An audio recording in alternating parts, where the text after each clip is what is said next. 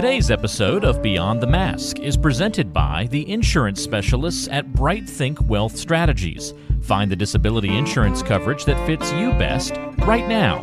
Email Robert Smith at rsmithjr@financialguide.com. The show is also made possible by the team at CRNA Financial Planning. Get a free consultation today to be guided through the complexities of investing and financial planning. Just visit crnafinancialplanning.com. We'd also like to thank Helping Hands and OSA EMR for their support of the show. And don't forget, listening to our podcast can earn you Class B credits.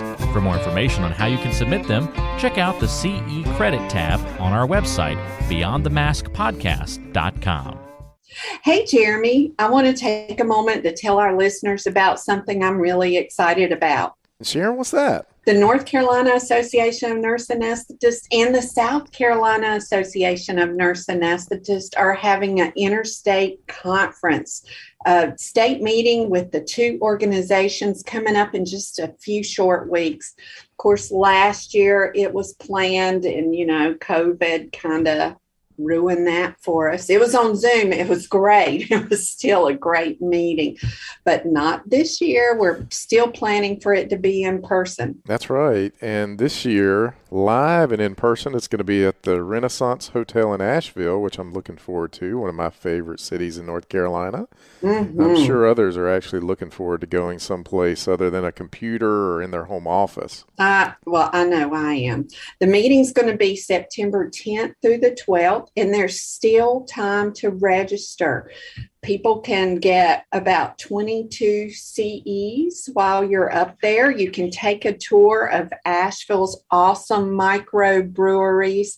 We're going to have an awesome PAC event. I happen to know the DJ for the PAC event very well. We'll have, of course, the state business meetings. You'll have an opportunity to network and visit with exhibitors. And with both states coming together, we'll have lots of exhibitors. So I look forward to seeing people there. Including us. We'll be there. That's right. We're going to be doing some podcast taping on site while we're there.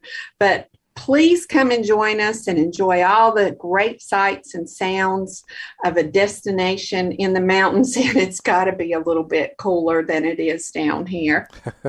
That's right. So we don't want our listeners to miss it. You can register at ncana.com or sccrna.org. We're looking forward to seeing you in Asheville. You will not want to miss this meeting. Welcome to Beyond the Mask, Innovation and Opportunities for CRNAs with Jeremy Stanley and Sharon Pierce. We know you spend your day caring for your patient's best interests. On our show, we want to care for you. Join us as we leave the operating room and learn the latest in the CRNA industry. Beyond the Mask starts in 10, 9, 8, 7...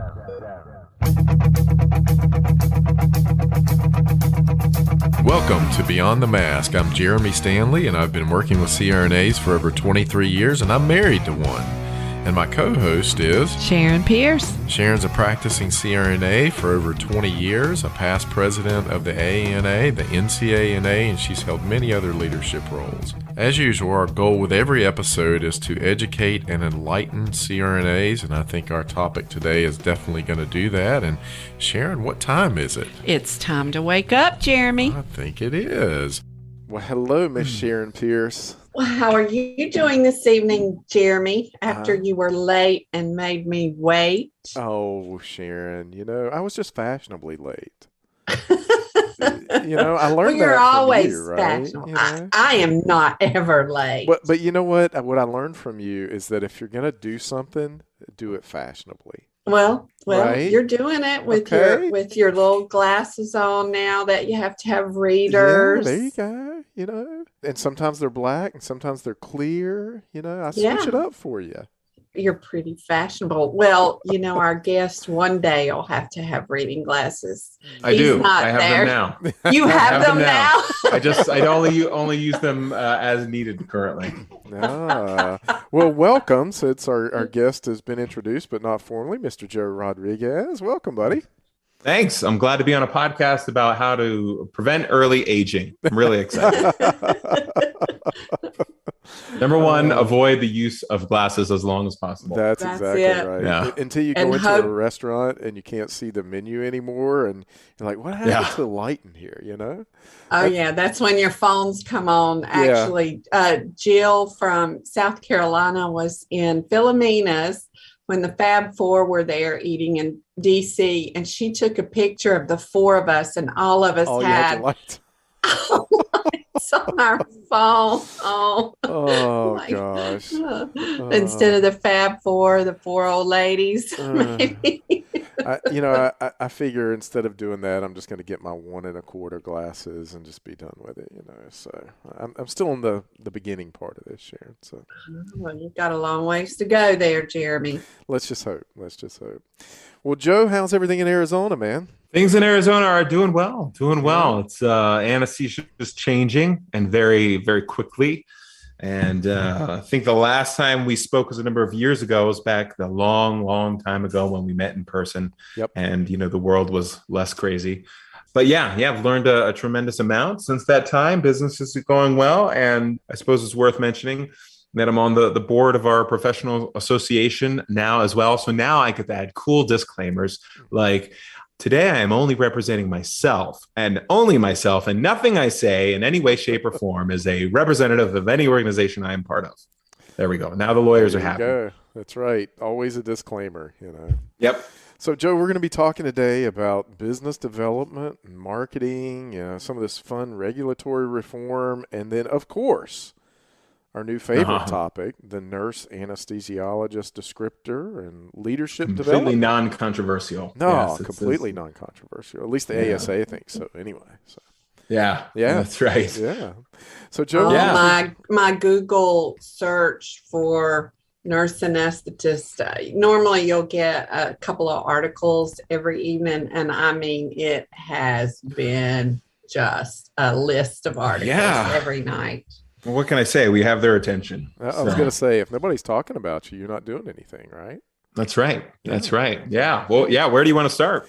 Well, why don't you kick us off and just tell us, why this stuff you think's important, and then we'll kind of go from there. Sure. So I think the easiest way to put this in terms, most people, the vast majority of business people in this country will say, I don't want anything to do with politics because it can negatively impact the bottom line. Yep. Right. Yep. And I think our organization, we often call ourselves a dual purpose company, right? Because we think that doing the right thing, we'll say in terms of reform, right, or politically, right, has benefits for your business in the long term, right? So that's part A, because that's one of the most earliest questions I always get. Why are you bothering with all this stuff? Why not just make money? And I think that's how most CRNA business people are, right? Yep.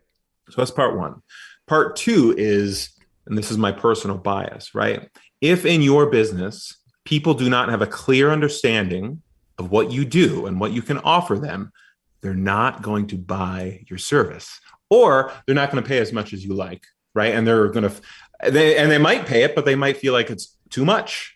Yeah. Right. Right. So all these bad things in business, right? And these are things that generally apply to all service-oriented businesses, right? So that's how these two things connect, right? So for the nurse anesthesiology movement, I think it's been really fundamentally, it's been about making sure the right people understand who we are and what we do, right? And I think if that question was answered effectively already, well, then we won't be having this conversation, right? It would have been some fringe idea and it would have gone off, disappeared after a few months, and that was it. But it shocked even me.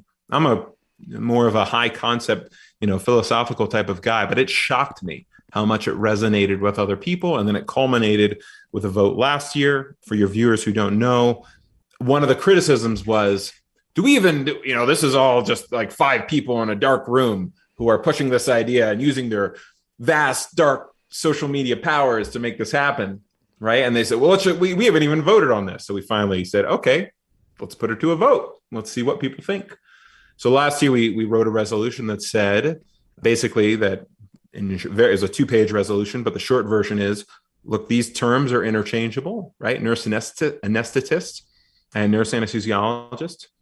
And we're going to rebrand the association to the American Association of Nurse Anesthesiology for many reasons, but to keep up with the nomenclature from, physician anesthesiologist, dentist anesthesiologist, et cetera. It just seems to make more sense. And in the largest vote in the history of our professional association, it passed overwhelmingly. I think 72% was the number. So that's where we stand today, with the association just rebranded like 2 weeks ago.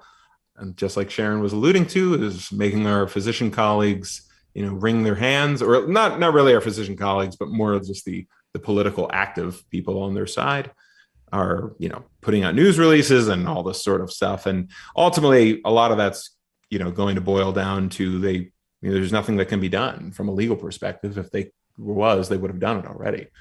Right. And there's all sorts of nuances with title protection and trademarks, et cetera. I don't know if we want to dive too deep on that, but Joe, that's it. Yep. I just want to digress for just a minute and maybe tell our listeners who don't know you a little bit about your practice, what your position is there, and how many folks are involved with your practice there in Arizona. Sure. Yeah. So I've realized, as you get older, you realize people don't know you. I'm like, you don't want to talk about yourself, right? Wait until you're on the other end of the spectrum. And then you find out these kids who are 28 that have no idea who you are, or that you've been doing this for 30 years. And Right. Exactly. I think I saw a picture of you once or something. Right. You're this vague picture that I saw you in a set. I just had a phone call with that. They're like, yeah, I follow you on some social media. But, she had no idea how involved myself and a number of others had been. Anyway, listen, I have sat on an airplane with CRNAs going to a meeting. And they'll say, have you ever been to one of these before? And I mean, I was president when that happened. Yeah, I've been to a couple. Oh my gosh. You're like, I'm the presiding officer for this meeting. So yes, I've been to a few, and they would 30. Just see my CRNA, my bling pin. Anyway, so sorry, but yeah. No, it's good. It's good to have the back and forth. But yeah, for your audience who doesn't know me, my name is Joe Rodriguez. I'm the managing partner of Arizona. I'm a managing partner of Arizona Anesthesia Solutions, which is a group based in Arizona. We cover 3 major markets, 3 out of the 4 markets here in Arizona, really: Phoenix, Prescott, and Tucson. About 150 or so active clinicians, CRNAs, and physicians. And that's a great organization. I work with a lot of great people, and we have some executives and a great administrative team. And we really cover everything from small offices to large tertiary care hospitals, right? So that's the business side, right? And it's a significant operation, and that's given me a lot of insight onto the effect of the regulatory side as well. And then, so on that regulatory side, let's see, major highlights. Former president in Arizona. And over the past 10 years, we've really reshaped the entire state's regulatory landscape. So AAs, opt-out, independent practice, prescriptive authority. We're about to fix the dental regulations.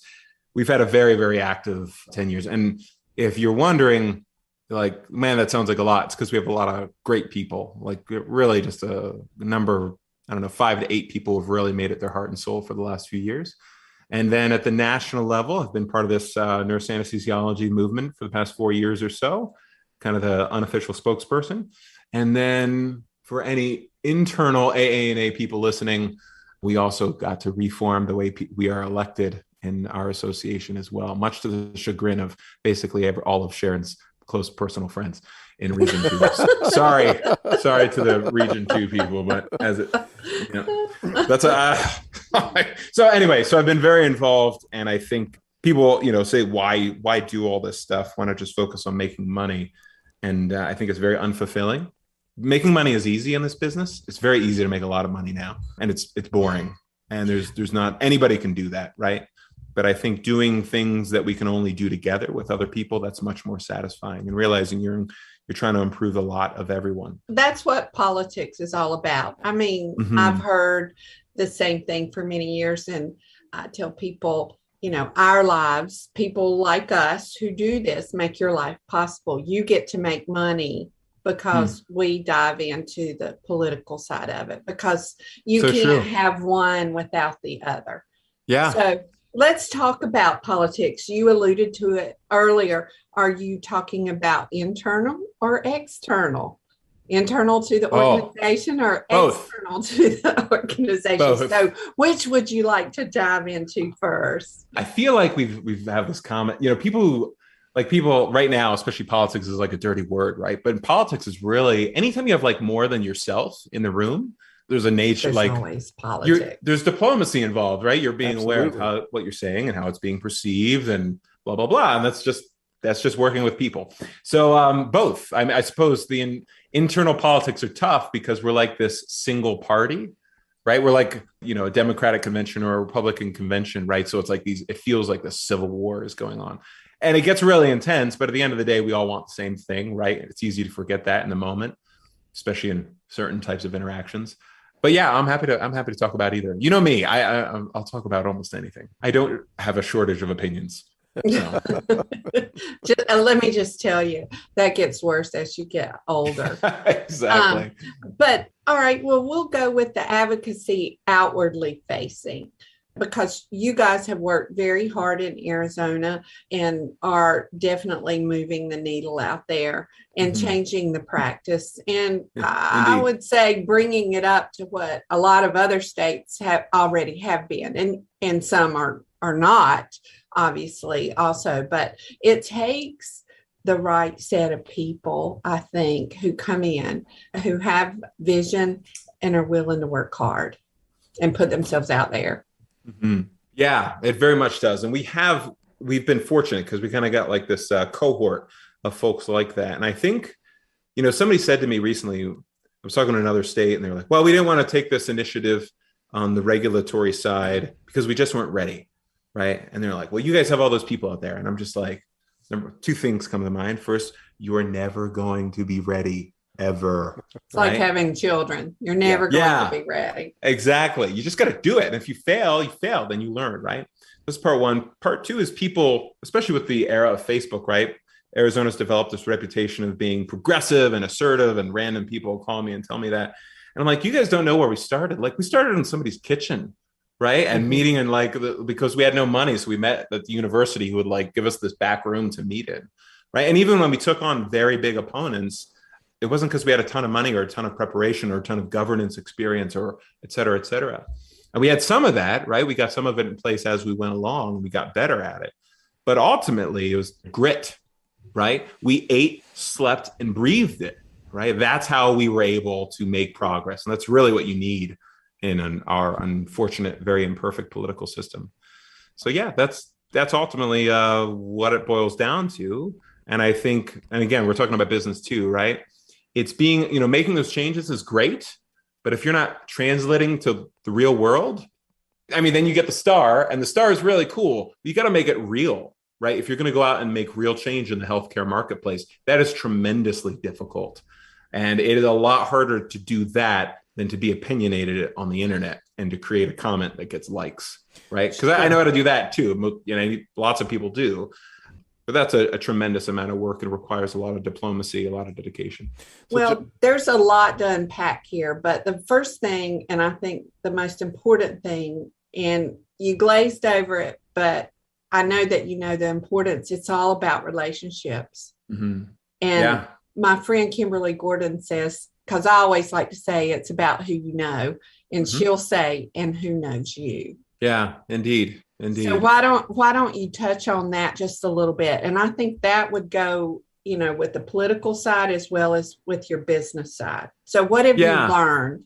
So we have a contract where we cover this hospital with a group of solo MDs, like it's an all MD group and an all CRNA group. We practice side by side, right? There's no supervision involved, but it's a collaborative arrangement. It actually works pretty well. And I'm talking to this cardiac certified MD. He's very fancy, blah, blah, blah. And he's like, Joe, I got to admit, you and Allie are better than probably 90% of the physician anesthesiologists I know. And I can't say his name because he would hate that I'm putting this out there, right? And he goes, so many of the guys I know. Yeah, seriously. Yeah. So many of the guys I know, they're just not players. They just don't know. They don't know. And he couldn't really verbalize it. But he just kept going on. They don't know what they're really doing, right? You guys know what you're doing. You guys have made the investments, right?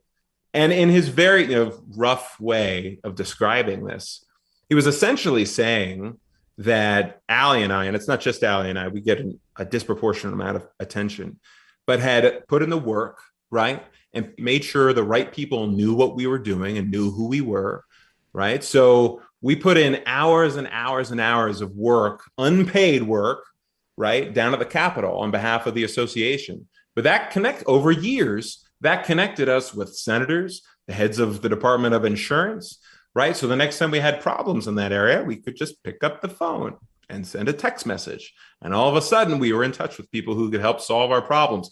Now, people want it to be a this for that. Well, if I put in this investment, I'm going to get something back, right? It never works that way, right? But what you want to be is what that guy was talking about, that MD was talking about, which was, hey, if you want to make an impact on your community, right, you've got to put in the work. You got to be a player. You got to eat, sleep, and breathe it. If you want to, you don't get the benefits of all that by just punching the clock every day. That's just the nature of it, right? It's an imperfect system, but it means you got to work your tail off for free a lot and not be too concerned about it. So, Joe, you guys have really been leaders in this movement in Arizona, now nationally.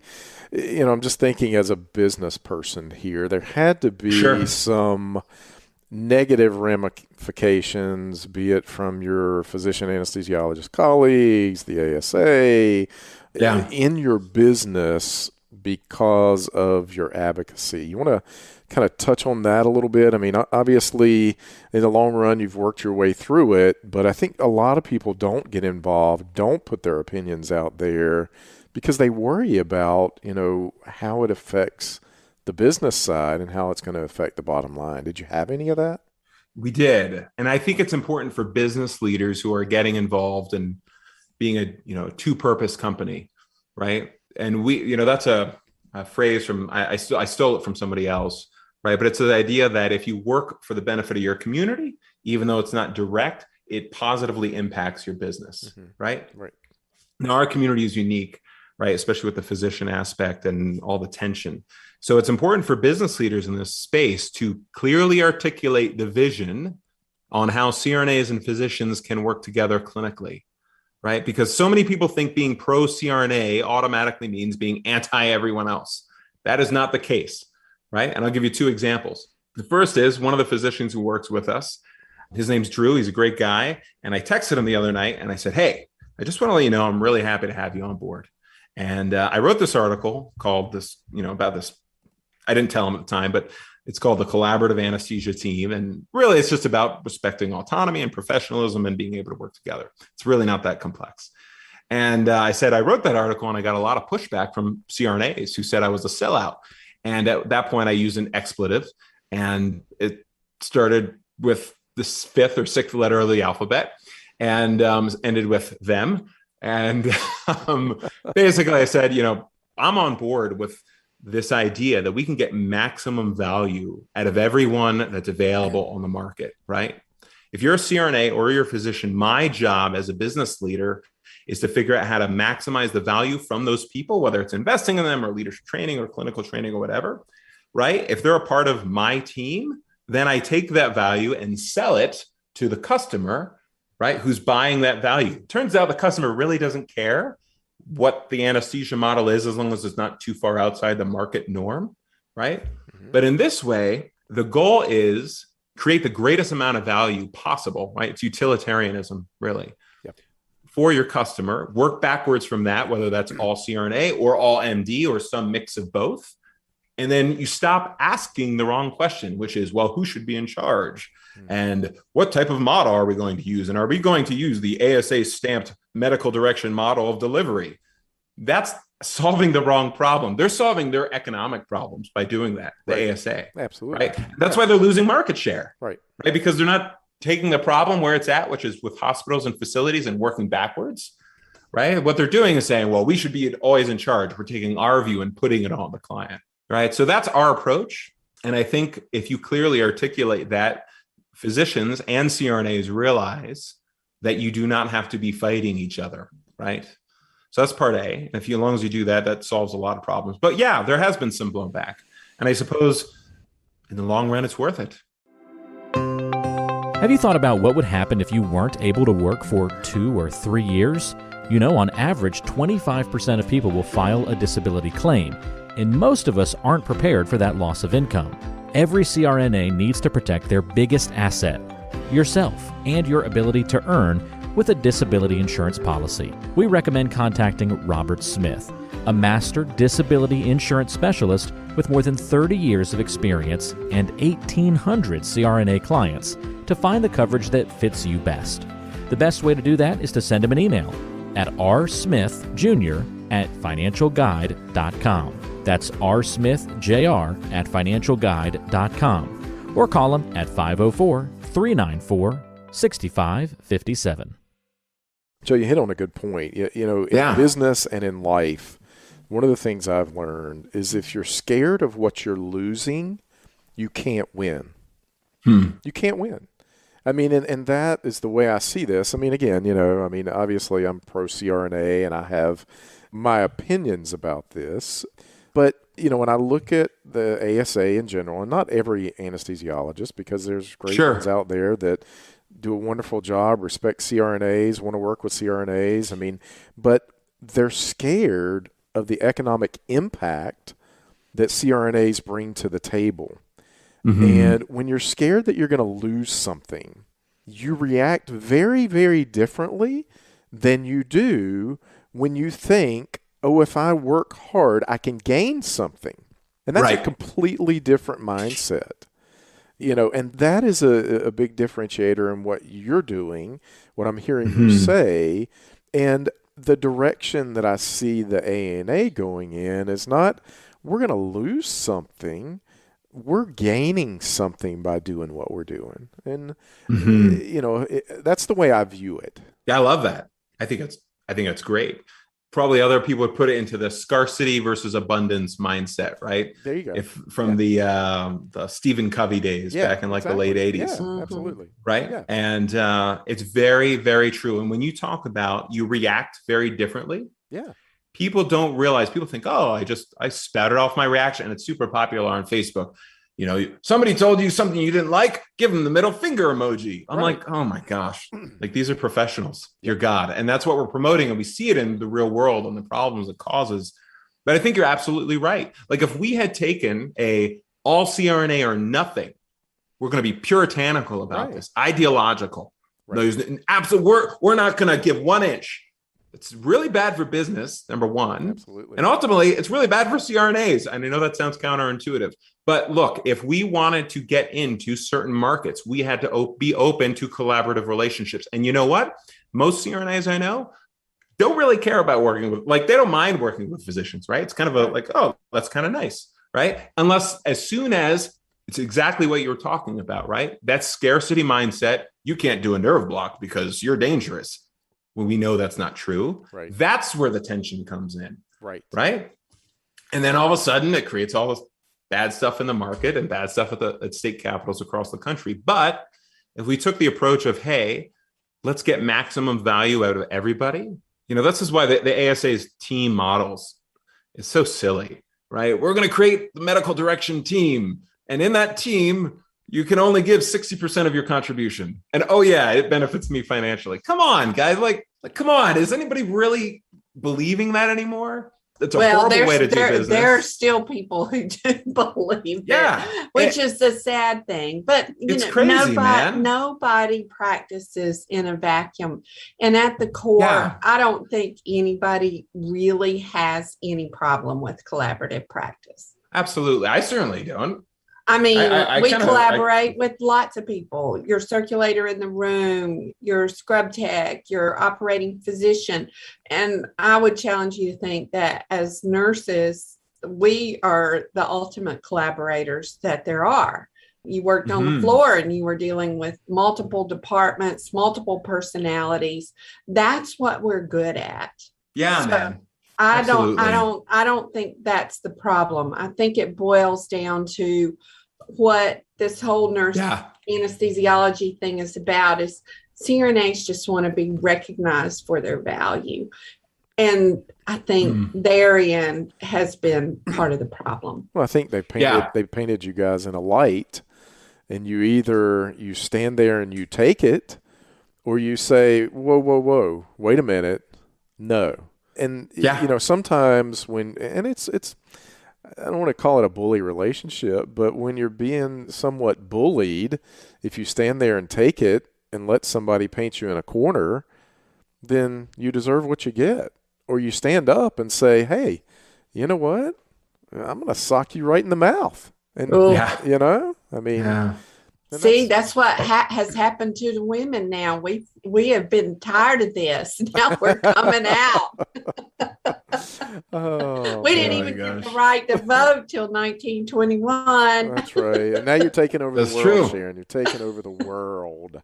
Hey, Joe, you that's the plan. You said something earlier, and I just, I want to elaborate on it a little bit more because you mentioned corporate responsibility. Mm-hmm. And, a lot of people talk about that these days. And you've got corporations that are doing things that, somewhat, it looks like they're doing it surface justice. Mm-hmm. Talk a little bit about your version of what you think corporate responsibility is and should be. Yeah. So in our business, it's really two things, right? The first is if you have a member of the team who cannot do what they're supposed to be able to do, you've got to fix that problem, right? The second part is if you have a member of the team who is feeling excluded or is being excluded, right? And this horrible relationship between these two groups, you've got to figure out how to solve that, right? The business, there's this idea, the business of business is business, right? Milton Friedman, Reaganism, et cetera. Right. He influenced the Reagan administration that you should only be making money, right?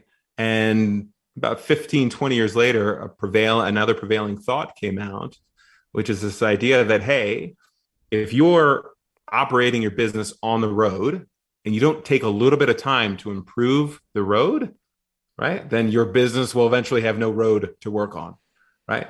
So for us specifically, that's why we've done two things, which is number one, get involved in CRNA advocacy, obviously, right? Anybody who's listening to this already knows that, and to be good at it, right? And to win, right? Otherwise, what's the point?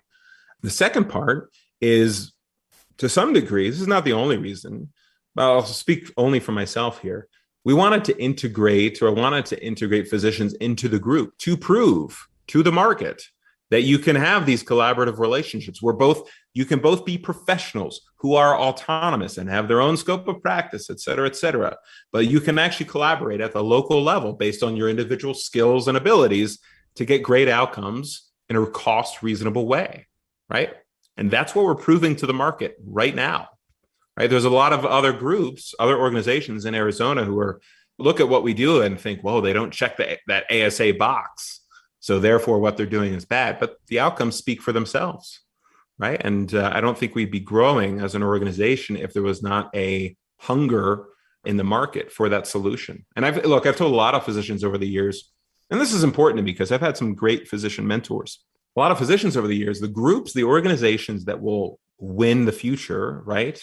Or that will thrive in the future are the people who can figure out the answer to this question of how do we get CRNAs and physicians to both feel like they're valued. If you can figure out that answer, more than likely you're going to be successful, right? Because there's going to be markets or situations which demand physician involvement for one reason or another. And if your posture is, I hate physicians, you're going to lose. You're going to be cut out of that part of the market. Or if your posture is, all CRNAs must be supervised forever and ever, amen, until the end of time, you're going to lose as well. Because a lot of the shortages I think it's probably fair to say in North Carolina, a lot of the air quote shortages that are going on could easily be solved and or addressed by saying, look, we're going to change the model that we're delivering anesthesia in and change it from 1 to 4 to 1 to 6 or 1 to 8 or whatever you want to do locally, whatever's appropriate based on the staff. But these strict, again, from some trade organization in Chicago being at 1 to 2, I mean, if you want to keep doing it, that's great. And my phone number is available on my website for anyone who's interested, who wants a consult on how to run that department better, right? Because, I mean, it's just like the answer's staring us in the face. We've been battling this since 2005.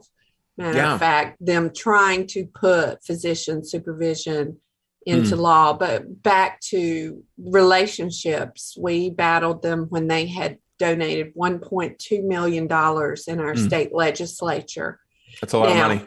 At that time, the national pack for the ASA only had $2 million in it. And the North Carolina docs had donated $1.2 million in North Carolina.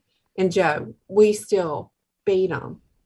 Wow, that's impressive. They didn't win, and it all boiled down to relationships. Yeah. And people who spent hours and days in Raleigh for 3 years. I know I spent 2 days a week, every week. Wow, that's a lot of time. A lot of time. Yeah. And, it's interesting because sometimes your colleagues don't really understand what that means. So whenever I would go back to work the next day, and I had been in the Capitol the day before, and they go, "Oh, you had a short day yesterday." Well, I would have to be in the legislature at 7:00 to find get past the LAs to get to the legislators, or where the big four would eat breakfast together every morning, the power bunch, to be there with them. And you're in the legislature all day. Then you got to go to the watering hole where they drink and they eat in the evening. And then I'd have to drive 2 hours back home, go to work the next day. So it's a 16-hour day. Heck, going to work would have been a lot easier. Yeah, seriously. Seriously. But That's sometimes words, even our colleagues don't even know what the time is that you have to put in. Yeah, very much so. I think CRNAs in America have it really, really, really good. It's just just go check out the CRNA jobs in, England or Australia or France or Germany or basically any Western economy. And they don't exist. Right. We're kind of like this American innovation. It's because of people exactly like you were just talking about, like these unpaid volunteers or minimally paid, right, where they could be making a lot more money in the operating room. Our entire profession is based off that, right? It's based off people telling that story to say, hey, yes, we're nurses, but we also learn this magical thing called science. And that allows us to be really good at this job. Well, you just wait being on the board. I know I was fortunate. The company that I worked with was CRNA owned, and he let me go in the hole with vacation time. It took me 2 years before I had any vacation time. after Joe just takes off president. whenever he wants to now because, he's like the director guy. So That's it. See, I've never gone that high. I'm still the one pushing the propofol every day. And it's funny when you're as a business owner. Oh man, I probably I might be able to get away for 2 days. Yeah. And then, you own your own firm, right, Jeremy? Yeah. So it's just like after 2 days, two things happen. Either my emails pile up to the point where there's a crisis, or I just get, I don't know, man. Your skin starts crawling. Absolutely. Or you get an email or a text or a call, and you're like, oh man, I'm back in it. And your wife's going, we're on vacation and you shouldn't be working. And I try to tell her, look, when you leave the OR, you're done with your job. My job is 24/7. It follows me around, it's just the way it is. And as an entrepreneur, absolutely. And you've got to, that's the life, man. Yeah. If it makes you happy, great. Right. And it just, that people don't realize that, if the stock market starts dropping, it doesn't matter where you're at, does it? It does not matter. That's the truth. People that is the truth for sure.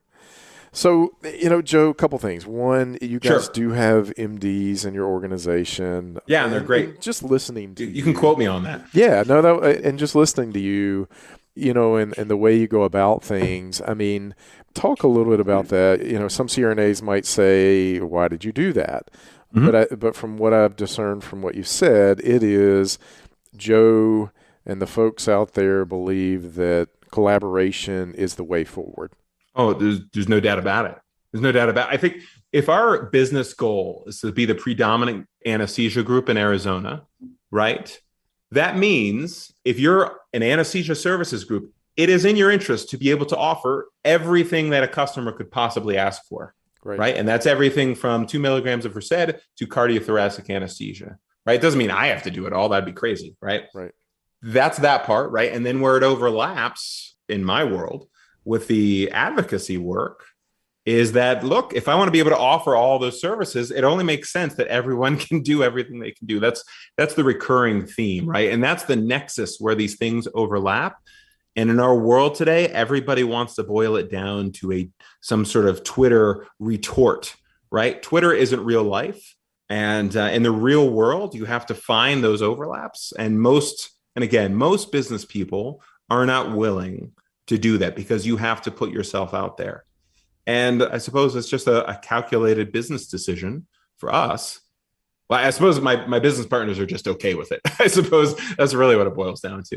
Yeah. But I think for us, it's a good way of doing business. And look, a perfect example is the AA thing, right? How can I go around saying CRNA should do everything they can when, also at the same time, AAs, no, not ever, right? So in Arizona, we were very consistent with that. Say, look, AAs can come to Arizona today. You can start services today, right? As long as it does what we're already doing, which is ensuring fair competition. So you guys come and we'll supervise you and it'll be no problem. And of course, that deal was turned down, right? Because the people on the other side of the table weren't arguing from, hey, let's have great markets that are competitive and drive down costs, but also allow everyone to play with a full deck of cards, so to speak. They weren't operating from that. They were operating from what is most economically beneficial to our members. And that's why they keep pushing this AA thing, which is, again, fine, but it's really just a market control thing. I digress. Market control and money, Joe. Yeah, indeed. So, and Sharon, I know you've got a point, but I'm going to kind of segue into one more thing real quick. When I get with Joe, he gets my juices going, and he's a business guy. I want to hear about that. Not like that. You know what I mean? He kind of does. He's a good-looking guy. Oh my gosh! But even Sans hair. I used to have hair when I got involved. I remember when you had hair, Joe. Yeah, me too. I had hair like Jeremy. You were a student. Oh my gosh! But what truly is the value in the term nurse anesthesiologist? What's the value? If people don't know who you are, the relationship is bound to fail, right? And that's whether, it's your husband or your wife or, an insurance reimburser or, your neighbors, right? So ultimately, the nurse anesthesiology thing is about communicating both internally and externally, right? That we are full professionals and members of this specialty of anesthesiology, right? Really, it's a communication tool at a very basic level. That's part A. Part B is in the world that we are in, this modern environment, right? There's two major naming conventions that are going out there. The first is physician anesthesiologists, right? And then nurses, and then anesthetists, AAs, right? Right. And the physicians are at the top of that hierarchy, right? The second one is, hey, we have multiple professionals involved in the specialty of anesthesiology, which are physicians, of course, right? But also advanced practice nurses, dentists, and a number of others, right? Those are two very different approaches that have huge downstream effects. It's not really about the words. It's really about the impact and the downstream effect of those words. That's what this is about. Right? To me, there is no coincidence that proponents of this nurse anesthesiology thing, some of them are out there quieter than I am, but they're significant business owners. They see that future down the line they see the downstream effects, right?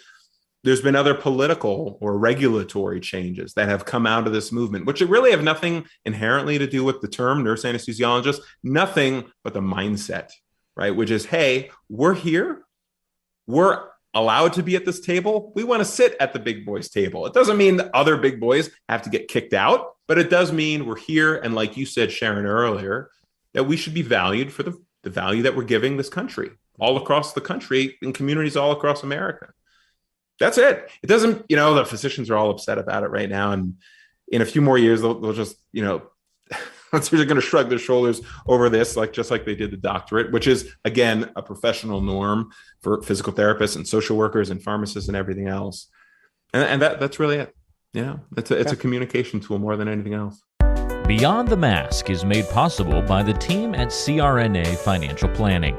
With almost 2 decades of experience, the firm guides CRNAs through the complexities of investing and financial planning. Schedule a free consultation today by calling 855-304-3748 or go online to crnafinancialplanning.com. So, Joe, What do you think is the biggest challenge facing CRNAs in the future? The biggest challenge we have as a profession is leadership, right? Now, the reason I say that outside of whenever I was president, right? exactly, definitely. He did say future. Undoubtedly. He did say future, so. Right. Probably once a week, I will get a phone call and it goes something to the effect of, "Hi, Joe. Thanks for, being involved. Here's my problem. What do you think?" 90% of the time, that problem or that opportunity, right, could have been more effectively solved if that person had developed their leadership skills, right? Communication, diplomacy, being competent in your industry, like having a basic understanding of how all these things work. If we can solve, like, let's say there's 10,000 problems a day, right? If we can solve 8,000 of them earlier, right? Everyone, it's just productivity gains, right? Everyone at the top of that triangle gets that much more effective, right? So in the long term, that's it. That is the answer to all the other questions, right? How do we govern the association? It's a leadership problem. If we're going to bicker with one another for like hours and hours and hours, that's just a waste of time, right? Where if you have an effective team, right, you can get it done in 15 minutes. But I think you alluded to what I believe just a little bit earlier. It's every CRNA. Mm-hmm. Okay. You might have all the great leadership you can have sitting at the head table during the business meeting, but if somebody's screaming at the microphone, at the pro or the con microphone, then that's a problem. Yeah. So but by leadership, it's every CRNA, not just the people who are elected. Oh, for sure. Every CRNA. For sure. Yeah. By leadership, I don't mean like the people currently, like you mentioned, Kim Gordon, right? I don't mean the people currently engaged. I mean, the 40,000 people out there who are just, barely engaged, barely aware. Like, MI68 was a great example. The 68 CRNAs who held out on their contract like 6 or 7 years ago. And it was kind of like, guys, this is so cool. You're coming together. But if you weren't at the table to begin with, you are so far behind the 8 ball. Almost nothing we do now is going to be successful, right? That's a leadership problem, right? So I absolutely 100% agree with you. There's this woman I work with. Her name's Pamela. I didn't get permission to use her last name, so I'll just call her Pamela. She said, "Joe, I'm not a leader, right? So I can't." I like 4 years ago, I said, "Hey, I'd like you to be the lead CRNA at this place." She's like, No, I can't do that. I'm not a leader. And I'm just not comfortable with that.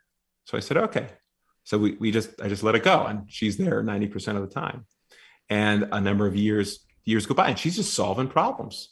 Problem comes up, Pam already solved it, right? Problem comes up, what does Pam think? Oh, Pam's got the answer. I deferred her, right? So then a number of years later, I said, "Pam, we're going to give you a leadership stipend now. So I want you to ask me for a stipend." She's like, "What do you mean?" I'm like, "Just ask me for money. I'll give it to you." So she does in a very hesitant way. And we gave her the stipend. And I said, "You have been being a leader, right? And this is an everyday type of person, just a great CRNA, right? It's rolling her hands up and solving problems at this one small facility. She's a leader. She never recognized herself as such. She never saw herself in that way. She's super uncomfortable in the spotlight. She is a leader. She's solving the problems because ultimately that's what we're trying to do, is make things better." So yeah, Pam's a leader. I don't know if she's going to hear this or not. Maybe I'll get a text message in a few weeks. But you're absolutely right. We need more people like that. The more people like that we have, and the people that we grow like that over time, the better off we're all going to be, including our relationships with other stakeholders too. So Joe, I'm going to put you on the spot a little bit here. Fire away. All right. So, you are a leader and you've become, even more a leader. It almost seems like week after week. I mean, you're always involved in something. You're putting yourself out there. I mean, Sharon's a leader. She's put herself out there.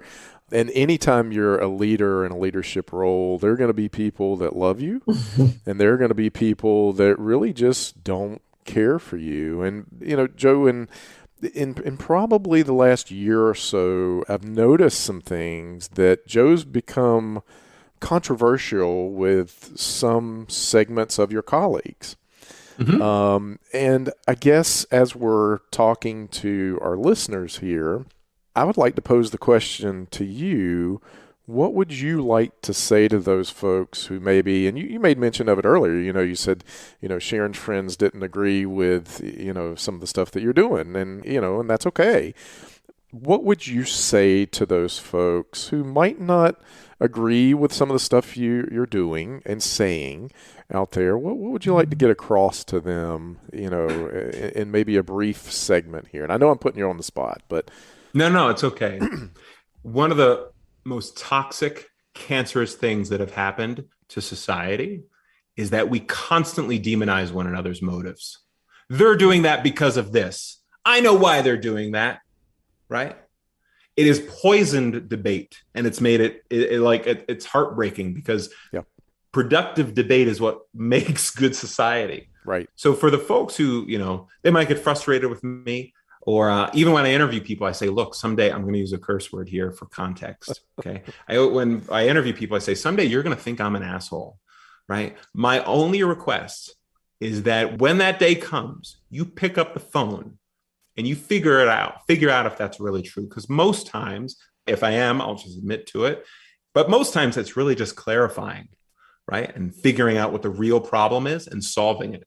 Right. And I think that's why our organization has been successful. That's part one. Part two is if we have a disagreement, it will always be a disagreement about the issue. It will not be a disagreement about character, right? Or their personality or who they are or anything like that. Right. I was in one of these interviews recently and somebody said they read off a list of criticisms like mean tweets. And one called me the ultimate fence sitter, which I thought was pretty effective, actually, like in terms of criticism, right? And that's because I try to be very careful about the battles I choose. And I try, and not always successful, but for those people on the other side of the debate, to make sure this is not personal, right? I will argue passionately. I will do everything I can to make sure you lose. I promise you, right? I will be a fierce competitor. But I hope that in a way that is out of respect to them, because I'm going to assume that they're also trying to do the same thing, but I will not cross ethical lines. And afterwards, we can go out and get a beer or have dinner and have a great time and talk about our personal lives and be okay with the disagreement and the fact that I think they're totally and completely wrong. But I say that in jest, right? Yeah. Obviously, there's no issue that's completely black and white. But when there's an issue like that election thing, the thing about a decision, right? You look at the etymology of the word. You have to decide. You're going to have to kill one option, right? Ultimately, at some point, you have to make a decision, but it's never personal. Yeah, and that's it. I like it. Well, and I've even been on the Facebook group, and I'm just thinking of one thing you posted not too long ago. There was some things said personally about someone, and you jumped in and said, hey, we shouldn't be attacking each other personally on Facebook. And, I appreciate that. But, I think that's good to get that out there. I mean, you're becoming more known. You're active at the AANA level. You're active in Arizona. Those are things that I think people need to know about Joe. And if they have a problem with you, hey, reach out and let's discuss it. So, absolutely. Yeah. Some of the people on the other side of that debate I've actually become pretty friendly with, which is ironic. We disagree a lot, but we do have a good rapport, and that's what matters. Yeah. So yeah. No, it's good stuff. That will always be there, though, Joe. I still have people who haven't spoken to me that had been my friends since 2015, Salt Lake City. That's really sad. It is, because we all do the best that we can do with the information that we have, and I would challenge you that whoever's sitting in any of those seats at the head table have donated more of their time than anybody sitting in. That's for sure. In the cheap seats in the back. Yeah. And have the profession's best interest at heart. I never question that. I always think that those people have the profession's best interest at heart. And they might not see it the way that I see it, but they have the profession's best interest at heart. Indeed. Yep. Indeed. So, Joe, as we kind of wrap up here, anything you want to conclude on? I think we're talking a lot. We talked about a bunch of different things. It was fun. Thanks for having me. Absolutely. Number one. And I think for folks out there who want something more out of their career, right? If you're good at anesthesia, but you feel like you can give something more, right? You should pursue that. It will be satisfying to you professionally and personally. And ultimately, let me add the caveat, this may not be true, this next part, but ultimately, I think it benefits you in the long run, right? In many different ways. But it's very satisfying, to be part of something greater than yourself. And that's it. Yeah, it's good. Well, Thanks, now we're Joe. going to enter Sharon's favorite part Favorite of the part. podcast. All right, I get the first question. You do it. Okay. It's All the right, lightning what's your round. The favorite- Yep, lightning that's round. Here we go. So what's your favorite word, Joe? Oh, man. Favorite word. Oh, gosh. I'm going to have to edit a few seconds out of this part. My friend Kimberly Gordon's favorite word we can't put on here, No, but I right. buy her everything with the word on it. Yeah. My favorite word right now is etymology. That is the study of where words come from. And I like words. Words are very powerful, and we got to be careful how we use them. So I actually look up, when I look up a word, I always look up where that word came from. It helps me further understand how to use it in context and communicate more clearly. Well, then watch on Netflix. Nicolas Cage has one about the origin of all swear words. Yes, I saw some of that actually. So yes, etymology, that's the word. I like it. Joe, what are you grateful for right now? My wife, who has been tremendously supportive throughout all this. It's funny. So I was a real schmuck in my early 20s. I was like, oh my gosh. When I was in high school, I thought I was going to work in a factory, right? So then I worked at Wendy's for a while. I was like, oh, and then I was like, maybe I'll be a pastor. And then like, oh, I don't want to be poor and depend on the the whole emotional side was scary to me. So long story short, I was not an ambitious person. And when I met my wife, though, I don't know, just something just snapped in my head, and I was like, you know what, I don't have a death wish anymore. I'm going to sell my motorcycles. Not asked to, I just sold them. And I need to be more productive in my life and be able to provide for this lovely young lady. So that's the reason I'm here today, I suppose. So she's going to cite that if we ever get divorced. She will. She's Yes, she will. she's going to be like, that's why I need 80%. She's a fierce competitor too. But no, I'm very thankful for my wife. That's right. Yeah. That's awesome. So what do people get wrong about you, Joe? Great question. So something I ask people that I trust is to criticize me and tell me like the worst thing you've ever heard about me and or thought about me. And it's usually something along the lines, and I've heard it my whole life, which is like, you're fake, you're superficial, you have this veneer about you, you're always on, right? And it is true. I do try to, speak clearly, and I try to be careful about my words. But something people get wrong about me is that anything like that is true. If anything, I over the course of my life, I use that veneer to hide this very deep, kind of brooding, philosophical, would sit in a bar for 10 hours and talk about the meaning of life. That's a big part of who I really am. People don't realize that. That's probably it. All right. So we need a statue of Joe as the thinker. Yeah, I could see that. That would be, we should do that. I could definitely see that. There you go. In the That's video it right podcast, there. I would definitely shave first. Yeah. Man, I think, that's it. All right. Good question. Joe, last one here. What habit do you have you wish you could eliminate? Oh, overeating. Oh my gosh. There's nothing like, I wish there was something really cool and deep, but man, like when you bite into a piece of pizza, like I can just feel the dopamine in my brain. I'm like, oh God, so good. Give me more. And I just shove it in. It's terrible. It's I'd be like 40 pounds later. So yeah, it's a good thing Coke or alcohol isn't my thing. So it's so funny you say that. We try to eat paleo as much as we can, and we got off a little bit, with COVID and so forth, and then we went on vacation, and so when we came back, we're doing a reset right now. We're doing what's called a Whole30. So we basically eliminate, all sugar. You can't have any alcohol. You can't have, cheese, bread, any. Lord, how long? How are you going to last? So this is day 17. And so the thing is day 6 is always your hardest. Day 6, man, it is, I got a headache. I feel lethargic. Wake up, your stomach's growling, it's like the sugar. And then after that, it's so funny. You feel so much better. Your system is kind of cleaned out. And, right now, I don't miss it at all. I mean, that's awesome. Nothing at all. It's amazing. And in 30 days, you'll be good to go. But I will tell you, all it takes is about a week of eating like crap, and you're back on that same cycle again. Yeah. I mean, it's so crazy. So crazy. It's not good, man. Yeah, it's so easy for healthcare. Well, I think anybody who's really driven, like, does your wife help you with that, Jeremy? Oh, absolutely. I mean, yeah, because she's doing it with me, and I couldn't do it without her. That's because she wants you to live long and keep earning. She does. You Yeah, know? that's you exactly can't die what young. it is. That's right. That's right. And if you do need death or disability insurance, Jeremy Stanley at CRNAfinancial.com. Thanks for the plug, JJ. Yeah, absolutely. Absolutely. All right. Well, Joe, man, thank you as always. Always a pleasure. Yeah, thanks for having me. Always enjoy interacting with you, and wish you all the best of luck with all the stuff you've got going on. And yeah, thank you, and likewise to both. Sharon, I think it's a wrap. I think so.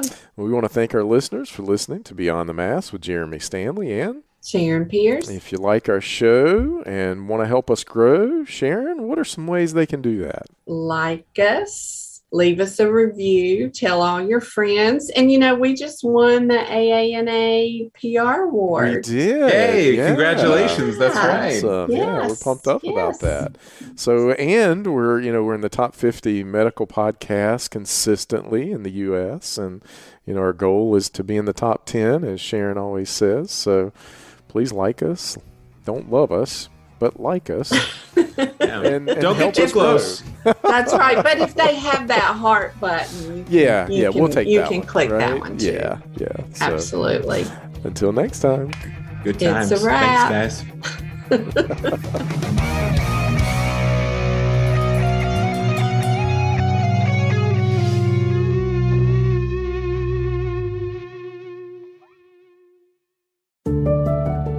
As a CRNA, you spend years preparing yourself for this career, so we don't want to see you lose out on any of the income you've worked so hard to earn. The best way to protect yourself and give you the confidence that a major life event won't disrupt your financial future is through disability insurance. We've known disability income specialist Robert Smith for many years and have seen the work he's done with nearly 2,000 CRNAs over multiple decades. He can help identify any gaps in your existing coverage and fill those gaps by finding the best value on a policy. Contact Robert and let him know you heard about him on our podcast. Send him an email at rsmithjr@financialguide.com. That's rsmithjr@financialguide.com. Or call him at 504-394-6557. Protect your greatest asset as a CRNA, yourself and your ability to earn a living by adding disability insurance to your financial plan. Today's show is brought to you by the folks at CRNA Financial Planning, an independent consulting firm that offers financial planning services exclusively to CRNAs and their families. From planning for a child's future college expenses to building a predictable income stream in retirement, the firm is committed to offering you comprehensive financial services, customized to fit your unique needs and objectives. If you have questions about your financial future, get them answered. Call the team at 855-304-3748. That's 855-304-3748. Or go online to crnafinancialplanning.com. Hi, this is Jackie Rolls, President of the International Federation of Nurse Anesthetists and President and founder of Our Hearts, Your Hands, a global anesthesia support community that takes donations to allow nurse anesthetists in low and middle income countries to go to educational programs, buy equipment, or textbooks. Your donations are tax deductible, and we would appreciate your support. OSA EMR is a free anesthesia EMR developed by CRNAs that you can download and use on an iPad. Our nonprofit mission is to make sure that solo and small practice CRNAs can digitally record their anesthetics. To learn more, visit osaemr.com to download and consider donating to our cause. Remember, for CRNAs, data is destiny. Be sure to subscribe to the show on Apple Podcasts, Google Podcasts, Spotify, Stitcher, and anywhere you like to listen to shows. Also be sure to check out BeyondTheMaskPodcast.com. Each episode is posted there with a corresponding blog post, and we timestamp important parts of the episode to help you quickly get to the content you're looking for. Also check out the special series section on the site. You can follow along and catch up on the CRNA History Series, episodes specifically about political conversations in the industry. Or try the CRNA Personal Finance Series. It's all on BeyondTheMaskPodcast.com. And if you have a question for the show or want to be a guest, or even suggest a particular topic, fill out the contact form on the site or send an email directly to us at info@BeyondTheMaskPodcast.com. And lastly, let's take the conversation social. Check out our Beyond the Mask podcast Facebook page and Facebook group.